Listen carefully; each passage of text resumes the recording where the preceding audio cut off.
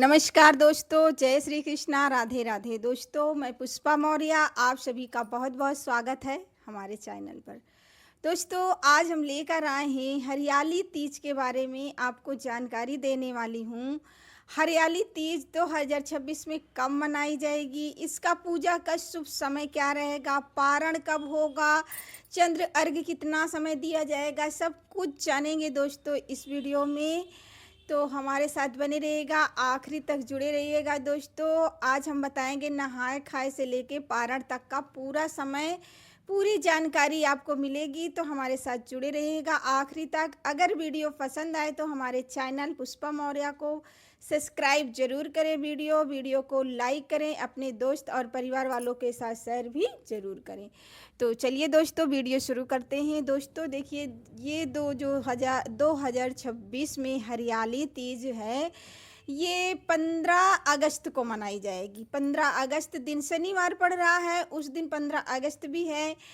मतलब कि जो मनाया जाता है देश में 15 अगस्त, वो भी है उस दिन, और हरियाली तीज भी है, दोनों है। बहुत अच्छा संयोग बन रहा है दोस्तों, तो उसी दिन मनाना है। और देखिए, कुछ लोगों को ये भी कन्फ्यूजन है कि क्या हरियाली तीज और जो तीज होता है, तीज व्रत होता है, वो एक ही है कि दूसरी दूसरी है। तो दोस्तों देखो, मैं बता दूं कि जो ये हरियाली तीज है, ये सावन महीने के शुक्ल पक्ष त्रयोदशी तिथि को मनाई जाती है। और जो तीज व्रत है, जो तीजा जिसे बोलते हैं, वो आती है भादो माह के शुक्ल पक्ष तृतीया तिथि को, वो तीज व्रत मनाई जाती है। तीज जिसे बोलते हैं, तीजा। तो दोनों अलग अलग हैं, एक महीने का डिफरेंट रहता है। और पूजा पाठ देखे दोनों की मतलब की जाती है, दोनों में भगवान शंकर जी की पूजा होती है, और दोनों पति के व्रत के लिए ही ये मानी जाती है। इस दिन, तीज वाले दिन, व्रत दिन भगवान शंकर जी ने माता पार्वती को मतलब अपनी पत्नी के रूप में चुना था। वो बहुत कठिन तपस्या की थी माता पार्वती, तभी भगवान शंकर जी ने ये हरियाली तीज के दिन मतलब ही पत्नी के रूप में मतलब कि स्वीकार किया था माता पार्वती को। इसलिए हरियाली तीज बहुत धूमधाम से मनाई जाती है। देखिए, कुछ जगहों में तो मतलब कि बहुत ज़्यादा मनाते हैं, कुछ जगह में कम मनाते हैं, लेकिन अब धीरे धीरे करके सभी जगह मनाने लगे हैं अच्छे से। गर्मी बहुत है दोस्तों, पंखा बंद करी हूँ क्योंकि आवाज़ नहीं तो सही से नहीं आ रही है, इसलिए पंखा बंद करके मैं वीडियो रिकॉर्डिंग कर रही हूँ। अब हम जान लेते हैं। देखिए, जैसे कुछ लोग पहली बार रहना चाहते हैं व्रत, तीज व्रत पहली बार रहना चाहते हैं, ये हरियाली तीज का व्रत। तो वो लोग सोच रहे हैं कि रहें कि ना रहें, क्योंकि इस साल मतलब खरमास महीना लगा था, तो बहुत जगह मतलब माना जाता है कि जिस साल खरमास महीना होता उस साल व्रत नहीं उठाया जाता। नए व्रत जो लोग उठाना चाहते हैं, अब कुछ जगह लोग उठाते हैं। तो ये देखिए, अपने अपने मान्यताएं, अपने अपने संस्कारों के ऊपर है, हर जगह अलग अलग मान्यताएं होती हैं। तो जिसके यहाँ माना जाता हो कि जिस साल खरमास का महीना रहता उस साल कोई नया व्रत नहीं उठाया जाता है, तो वो लोग ना उठाएं।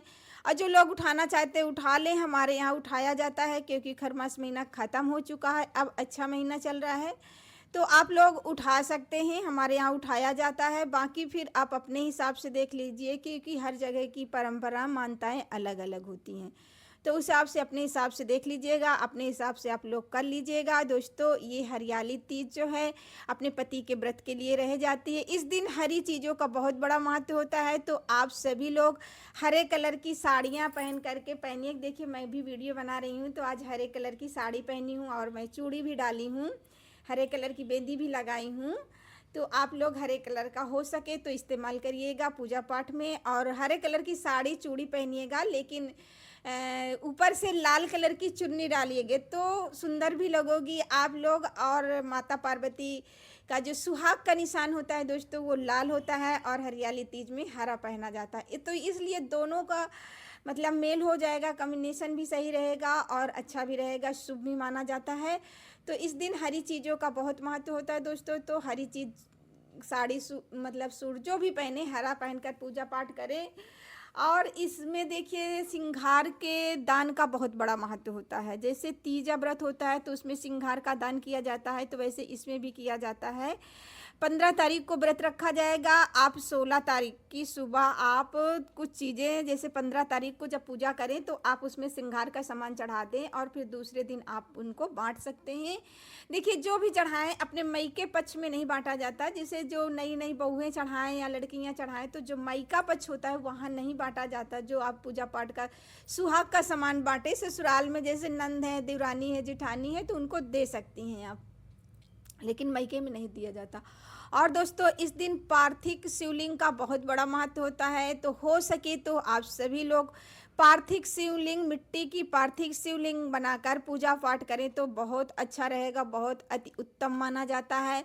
और जो कोई नहीं बना सकता तो वो अपना शिव मंदिर जा कर के पूजा कर सकता है शिव भगवान की।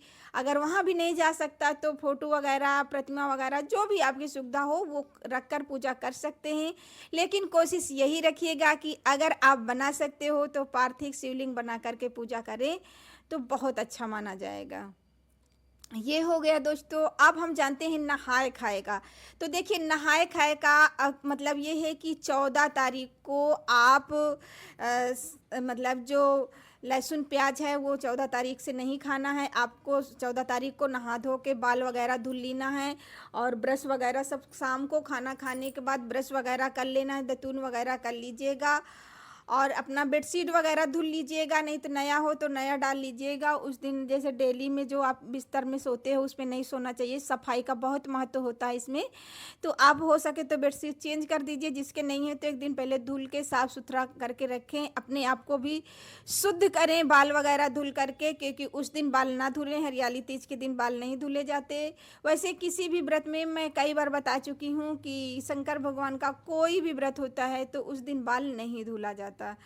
तो एक दिन पहले आप सब मतलब शाम के मतलब नहा धो करके बाल वगैरह धुल के साफ शुद्ध कर लें अपने आप को। घर द्वार की साफ सफाई, बिस्तर वगैरह सब साफ सुथरा करके और फिर सुबह 15 तारीख को आप उठ करके नहा धो के पूजा पाठ करके हरियाली तीज का व्रत रहें।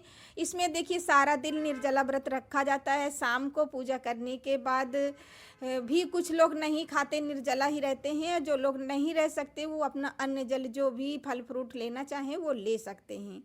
अब रही बात दोस्तों, देखिए पूजा की, तो पूजा की हम बात करें तो शाम को 14 तारीख को पूरी तैयारी करके रखना है। नहाए खाए कर जो रीति रिवाज होता है वो 14 तारीख को हो जाएगा। 15 तारीख की बात करें तो 15 अगस्त की सुबह ब्रह्म मुहूर्त में उठ करके आपको स्नान वगैरह करना है, क्योंकि पूजा का समय सुबह भी है, शाम को भी है, दोनों टाइम होती है। तो अगर आप सुबह पूजा करना चाहते हैं तो नहा धो के पूजा का शुभ समय मुहूर्त जो होता है दोस्तों वो शुरू होता है हमारा 4:46 से लेकर 8:50 तक रहेगा। याद रखिए दोस्तों, 4:46 से लेके 8:50 तक का शुभ मुहूर्त रहेगा पूजा पाठ का। तो इसी बीच आप पूजा पाठ कर लीजिएगा।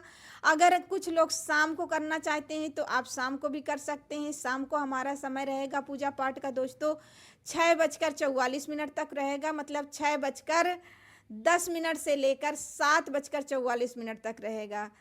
एक बार फिर से मैं आपको बता देती हूँ, सुबह का हमारा पूजा का मुहूर्त रहेगा 4:46 से लेकर 8:50 तक।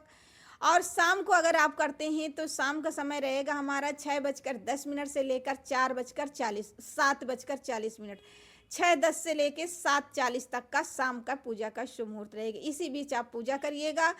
और देखिए, कुछ लोग चंद्रमा को अर्घ भी देते हैं तब पूजा करते हैं। तो अगर आप चंद्रमा को अर्घ देते हैं तो उसका भी समय रहेगा दोस्तों हमारा 6 बजे से लेकर 8:44 तक चंद्रमा का अर्घ दे सकते हैं। उसके बाद आप पूजा पाठ कर सकते हैं। तो ये थी दोस्तों, देखिए मैंने सारी चीज़ें आपको बता दिया है, समझा दिया है कि मतलब पूजा का शुभ मुहूर्त क्या रहेगा। आप पूजा सुबह कितनी समय कर सकते हैं, शाम को कब कर सकते हैं और चंद्रमदेव को अर्घ कब दे सकते हैं, ये हो गया दोस्तों। और रही बात हमारी पारण को, तो पारण देखिए आपका सुबह होगा 16 तारीख को दोस्तों पारण होगा। तो सुबह सवेरे नहा धो के पूजा पाठ करके आप पहले जो सिंधौरा गौरी माता होती है उसमें से पहले आप मतलब अपना श्रृंगार ले लीजिएगा, सुहाग ले लीजिएगा। और फिर बाद में आप अगर आपके पति हैं तो उनका आशीर्वाद, चरण छूकर आशीर्वाद जरूर लें उनका दोस्तों। पति का है, अपने घर में जो बड़े बुजुर्ग हैं जैसे सास हैं, जेठानी हैं, तो उनका आशीर्वाद ले लीजिए, पति का आशीर्वाद ले लीजिए। और फिर उसके बाद आप कुछ फल फ्रूट या मिठाई से व्रत पारण कर सकते हैं, बल व्रत खोल सकते हैं।